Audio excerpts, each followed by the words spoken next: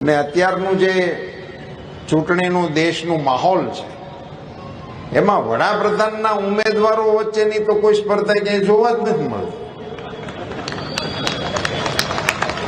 હજી સુધી કોઈ ખોખારો ભાઈ કીધું નથી કે મારે વડાપ્રધાન થવું છે.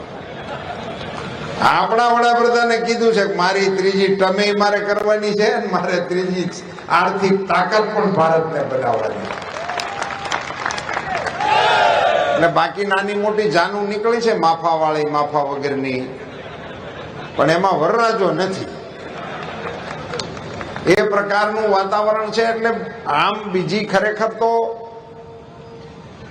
વિષયોની ચર્ચા કરવાને બદલે આપ સૌને મારે એક વિનંતી કરવી છે કાર્યકર્તાઓ તરીકે, કારણ કે કાર્યાલયનું અહીંયા આજે તમે શુભારંભ કર્યો છે અને કાર્યાલયના માધ્યમથી આવતીકાલથી તમે મતદાન સુધીની બધી વ્યવસ્થાઓ ગોઠવવાના છો. કાર્યાલય એના માટે જ છે એવું હું માનું છું.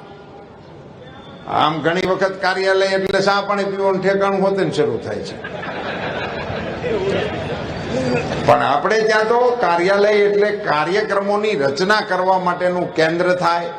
ત્યાં કાર્યકર્તાઓ ગામડેથી, નગરમાંથી, વોર્ડમાંથી એની જે કંઈ કેડર હોય એ પ્રમાણે ત્યાં આવતા જાય, એમને જવાબદારીઓ મળતી થાય અને મતદાન વખતે એક એક મતદારને મતપેટી સુધી પહોંચાડવાનું કામ જે આખું બને એનું કેન્દ્ર બિંદુ એ કાર્યાલય છે. શ્યામજી કૃષ્ણ વર્માજીનું ઇન્ડિયા હાઉસ માંડવીની અંદર નરેન્દ્રભાઈ મોદી ન હોય તો થવાની સંભાવના ખરી?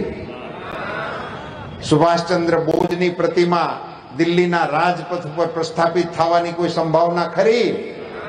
સરદાર સાહેબનું આભને આંબે એવું સ્ટેચ્યુ બનવાની કોઈ સંભાવના ખરી?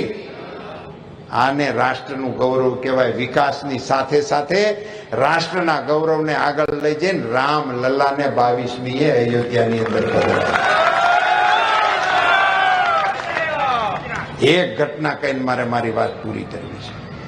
દેશના ઇતિહાસમાં બ્રિટિશરો ગયા પછી આપણી નૌસેનાની અંદર બ્રિટિશરોના સેનામાં જે નિશાન હાલતું હતું એનું હેલ્યું. બ્રિટિશરોની સેનામાં બ્રિટિશ ફોજનું જે સિમ્બોલ હતું એ આપણી નૌસેનાનું સિમ્બોલ મોદી સાહેબ ઉધી રહ્યું. નરેન્દ્રભાઈ મોદી સાહેબે વિક્રાંતને ભારતના નૌકાદળની અંદર જોડ્યું. તે દિવસે નરેન્દ્રભાઈએ એ ચિહ્નને ભૂલી નાખ્યું અને એની જગ્યાએ જે ચિહ્ન લગાડ્યું, હું આ ટંકારા પડદરીની કાર્યાલયના શુભારંભ પ્રસંગે તમારી વચ્ચે ગરિમાપૂર્ણ કહેવા માંગુ છું, છત્રપતિ શિવાજી મહારાજની સેનામાં જે હતું એ ચિહ્નને લગાડ્યું. હું બોલાવીશ એક વખત, જય શિવાજી, આપ કહેજો જય ભવાની. જય શિવાજી, જય શિવાજી, જય ભવાની.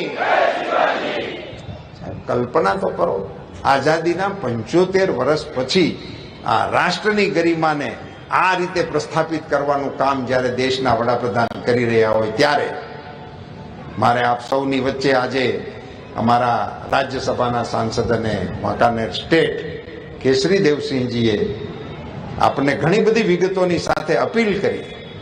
આ મંચની ઉપર આ વિસ્તારના ક્ષત્રિય આગેવાનોએ મંચ ઉપર બેસી અને પોતાનું સમર્થન ભારતીય જનતા પાર્ટીની સાથે જ્યારે જાહેર કર્યું છે ત્યારે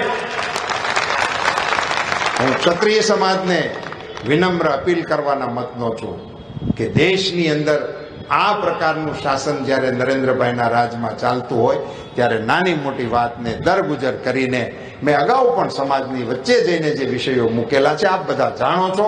પુનશ્ચ ફરીથી હું અપીલ કરું છું કે રાષ્ટ્રના આ પ્રવાહમાં મોદી સાહેબના હાથ મજબૂત કરવા માટે ને સમર્થ ભારત બનાવવા માટે આપ સૌ પણ સાથે જોડાય એવી અપીલ સાથે આપ સૌએ જે પ્રકારે આજે અહીંયા મોરબી ટંકારા પડદરી વિધાનસભા વિસ્તારના કાર્યકર્તાઓ તરીકે અમારી આ કાર્યાલયના શુભારંભને વિજય રેલીના સ્વરૂપમાં બદલી નાખવા જેવું ભગીરથ કામ કરવા માટે બૂથના મારા પ્રમુખથી લઈ જિલ્લાના પ્રમુખ સુધીના સૌને મારા અભિનંદન.